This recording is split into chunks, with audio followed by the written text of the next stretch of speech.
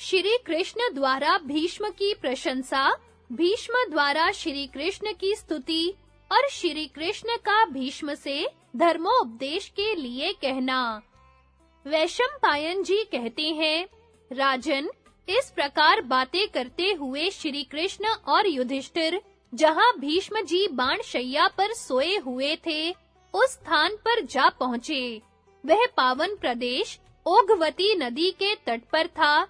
दूर से ही भीष्म जी को देखकर श्री कृष्ण, राजा युधिष्ठिर, अन्य चारों पांडव और कृपाचार्य आदि सब लोग अपने-अपने रथ से उतर पड़े और जहां ऋषियों की मंडली बैठी थी, वहां आए। उन सब लोगों ने पहले व्यास आदि महर्षियों को प्रणाम किया, फिर वे भीष्म जी की सेवा में उपस्थित हुए और उन्हें चारों ओर से घेर कर बैठ गए। तदनंतर श्री कृष्ण ने इस प्रकार बातचीत आरंभ की। भीष्म जी, आपको बाणों की चोट सहने का जो कष्ट उठाना पड़ा है, इससे आपके शरीर में पीड़ा तो नहीं है, क्योंकि मानसिक दुख से शारीरिक दुख अधिक प्रबल होता है। उसे बर्दाश्त करना मुश्किल हो जाता है। शरीर में एक छोटा सा भी कांटा चुभ जाए तो वह बड़ा कष्ट देता है।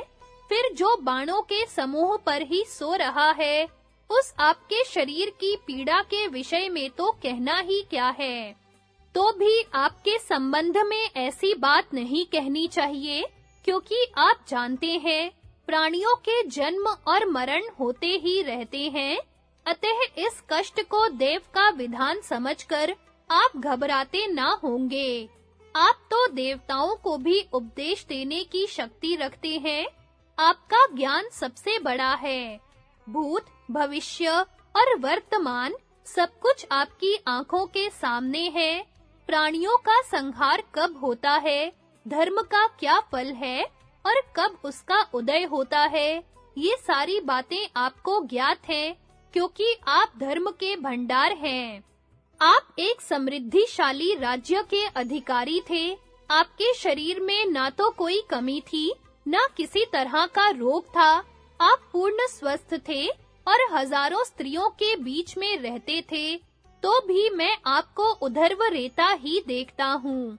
मैंने तीनों लोकों में सत्यवादी, धर्मपरायण, शूरवीर तथा महापराक्रमी शांतनु नंदन भीष्म के सिवा दूसरे किसी को ऐसा नहीं सुना है, जो बाणों की शैया पर सोकर अपने तपोबल से शरीर के लिए स्वभाव सिद्ध मृत्यु को रोक देने में सफल हो सका हो।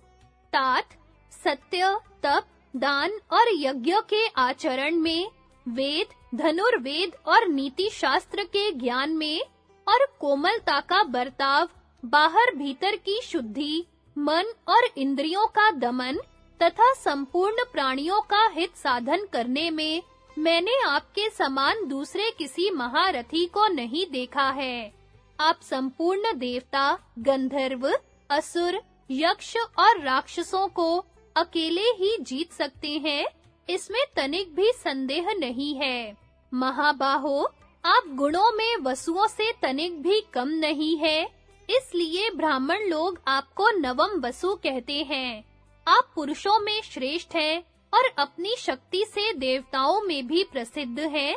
इस पृथ्वी पर आपके समान गुणों से युक्त मनुष्य न तो मैंने कहीं देखा है और न सुना ही है। आप अपने संपूर्ण गुणों के कारण देवताओं से भी बढ़ चढ़कर है और अपनी तपस्या से चराचर लोकों की सृष्टि करने में समर्थ हैं।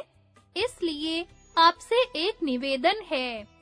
ये पांडुनंदन युधिष्ठिर अपने कुटुंबियों और सगे संबंधियों का नाश होने से बहुत दुखी हो रहे हैं। आप जैसे भी हो, इनका शोक दूर कीजिए। शास्त्रों में चारों वर्णों और चारों आश्रमों के जो धर्म बताए गए हैं, वे सब आपको विदित हैं। चारों विद्याओं में जिन धर्मों का प्रतिपादन किया गया है, 4 प्रकार के होताओं के जो कर्तव्य हैं, तथा योग और सांख्य में जो सनातन धर्म का वर्णन है, वह सब आप व्याख्या सहित जानते हैं। देश, जाति और कुल के धर्म से भी आप परिचित हैं। वेदों में कहा हुआ धर्म और शिष्ट पुरुषों का बताया हुआ सदाचार भी आपसे अज्ञात नहीं है। इतिहास और पुराणों के अर्थ आपको पूर्ण रूप से ज्ञात हैं। धर्म शास्त्र तो सदा आपके हृदय में स्थित रहते हैं।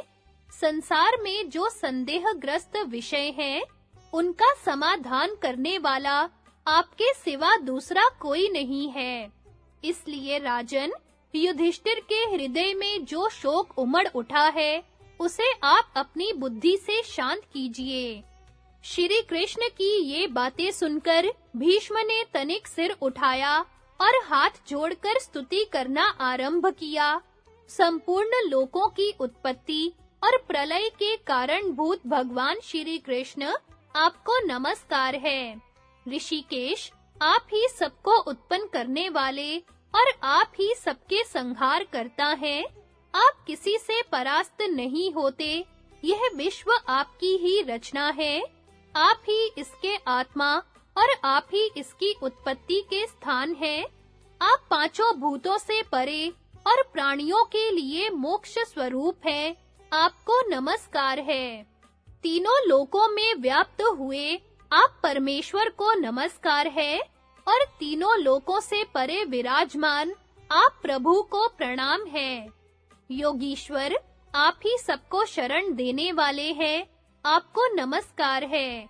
पुरुषोत्तम, आपने मेरे संबंध में जो बातें कही हैं, उनके ही प्रभाव से मैं तीनों लोकों में वर्तमान आपके दिव्य भावों को देख रहा हूँ और आपके उस सनातन स्वरूप का भी मुझे साक्षात्कार होने लगा है। आपने ही अमित तेजस्वी वायु के रूप से ऊपर के सातों लोकों को व्याप्त कर रखा है।